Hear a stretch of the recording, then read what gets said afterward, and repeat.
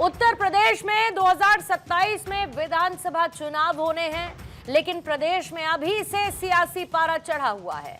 सभी दल एक्टिव हैं, तो मुस्लिमों की सियासत करने वाले एआईएमआईएम चीफ असदुद्दीन ओवैसी लगातार रैलियां कर रहे हैं, दावा कर रहे हैं कि वो इस बार उत्तर प्रदेश का गेम बदल देंगे।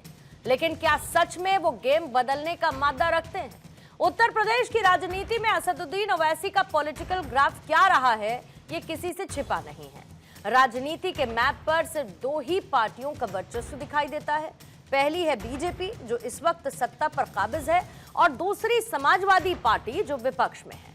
अब आप सोचिए कि इस पॉलिटिकल सिनेरियो में अगर ओवैसी कहने लगे कि 2027 में वो यूपी का गेम बदल देंगे, जिन्हें 22 और यहां तक कि 17 के चुनावों में एक भी सीट नहीं मिली थी, तो सवाल ये जरूर उठेगा कि आखिर कैसे।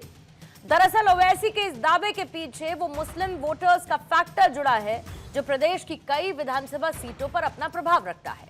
लेकिन एआईएमआईएम को लेकर अभी तक मुस्लिम वोटर्स का रुझान नहीं दिखा, और समाजवादी पार्टी अभी भी इस वोट बैंक पर मजबूत पकड़ बनाए हुए है। हालांकि ओवैसी इस बार पूरे जोश में है, रैलियां कर रहे हैं, और शायद इसीलिए उनका ऐसा दावा सामने आया है।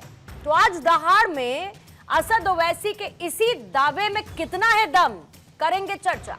लेकिन उससे पहले जो प्रतिक्रियाएं आई हैं आपको सुनवाएंगे।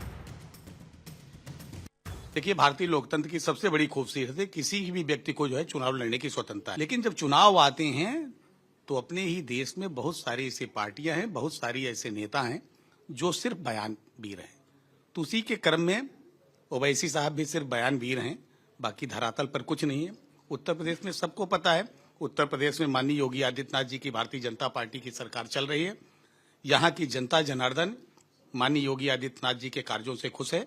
27 के चुनाव में भारतीय जनता पार्टी 17 के रिकॉर्ड को तोड़ेगी और एक बार पुनः योगी आदित्यनाथ जी के मार्गदर्शन में उत्तर प्रदेश में बहुमत की सरकार बनेगी। एमआईएम चीफ का बयान जो है वो कहीं न कहीं उनकी फ्रस्ट्रेशन को दिखाता है। आखिर 2024 में भी लड़े, 2022 में भी लड़े, कौन सा गेम यूपी का बदल दिया? यूपी की जनता ने एमआईएम को नकार दिया है। 0.49% वोट उन्हें मिले हैं। मुसलमान समझदार है, वो बिल्कुल इंडिया ब्लॉक, समाजवादी पार्टी और कांग्रेस के साथ खड़ा है, इसमें कहीं कोई दो मत नहीं है।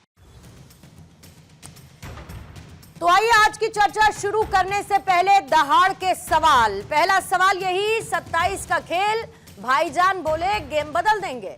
403 सीटों का रण, ओवैसी खोलेंगे थर्ड फ्रंट। यूपी में एक्टिव ओवैसी, अखिलेश की टेंशन बढ़ेगी।